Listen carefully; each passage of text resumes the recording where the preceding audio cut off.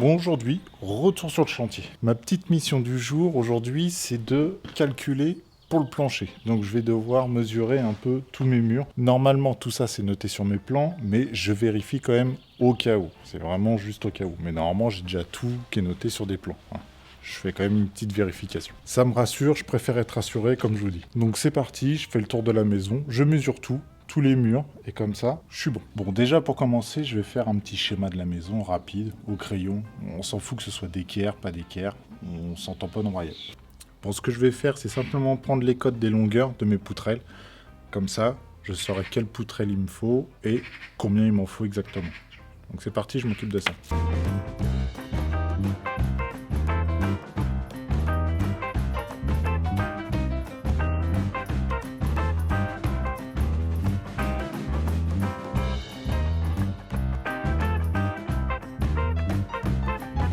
Bon, ça y est, j'ai fini, j'ai fait toutes mes cotes. Je vous détaillerai ça correctement après.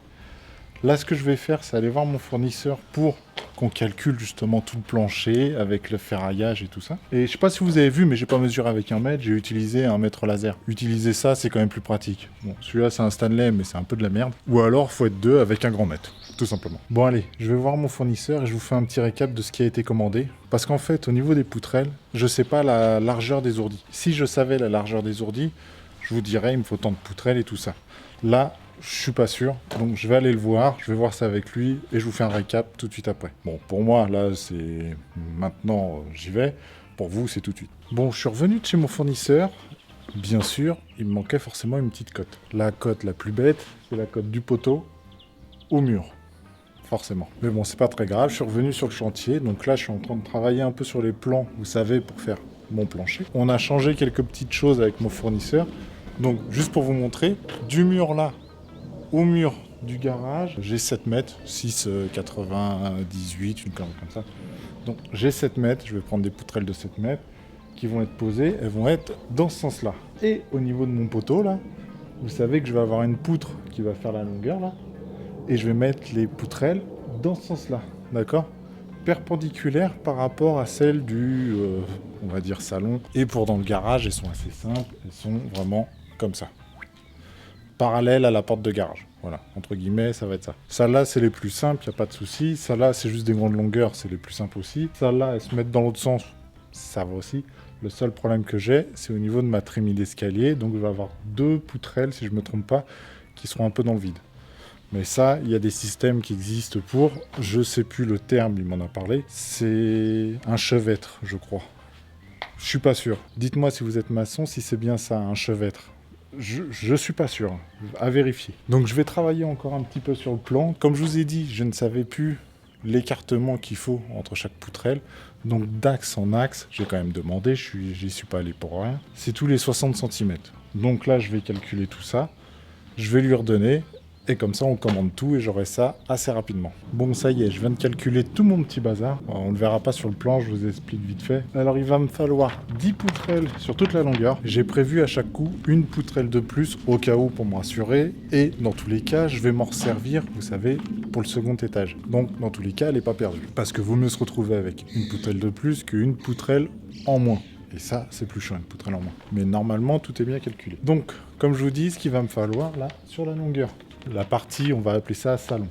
Il me faut 10 poutrelles, plus une poutrelle qui va rejoindre de là, hop, j'arrive pas à voir, qui va rejoindre de derrière moi à l'escalier. Et celle-là, cette poutrelle-là sera dans le vide. Donc ça, il m'en faut une et elle fait 4,66 m. Mais toute cette partie-là, ça tiendra avec des étais et tout ça, il n'y a pas de problème, ça j'arrive à gérer. Les étais, les coffrages, des planches en dessous, enfin, tout ça, ça va être nickel.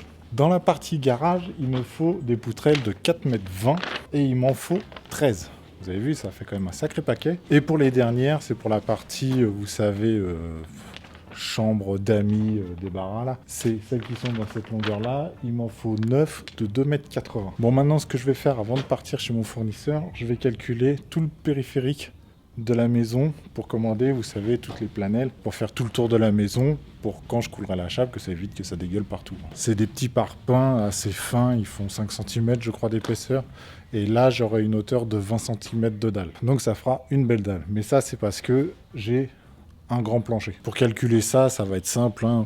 Là, j'ai pas mes plans, donc je les sais à peu près, mes plans quand même. Je sais que ce mur-là fait 9,60 m à peu près, plus 20 d'épaisseur de parpaing, plus 20 derrière moi d'épaisseur de parpaing. Ça me fait 40 cm, donc la longueur du mur fait 10 mètres. Et c'est celle qu'il me fallait. Il me fallait 10 mètres. Donc là, je vais vite fait calculer tous les autres rapides. Et comme ça, je commanderai aussi les planèmes. Bon, ça y est, j'ai tout calculé, j'ai tout mon périphérique. Donc ce que je vais faire là, je retourne chez mon fournisseur. J'ai un temps là, il fait pas très beau, donc je pense qu'après je vais avoir fini ma journée. Donc je vais faire ma commande, donc ça je vais tout commander. Et je vais lui prendre aussi pour travailler pour demain, vous savez, du petit ciment pour boucher, comme je vous ai dit, les trous au niveau des parpaings pour de l'autre côté. Comme ça, je vais pouvoir un peu travailler là-dessus. Et je vais faire aussi tous les petits coffrages et tout de l'entourage de la maison. Et ça sera bien. Et aussi, il va falloir que j'achète du ciment pour mettre à ce niveau-là. Regardez. Là, c'est mon radier. Là, c'est mon mur en parpaing. Je vais devoir faire un petit bourrelet, vous savez, un petit arrondi comme ça, pour que l'étanchéité fonctionne très bien. En fait, ça va éviter que ça fasse une petite réserve d'eau. Vous voyez ce que je veux dire? Si je fais un petit bourrelet, un petit arrondi, comment je peux vous montrer ça? Bon, j'ai un peu rien pour vous montrer, c'est un peu le problème.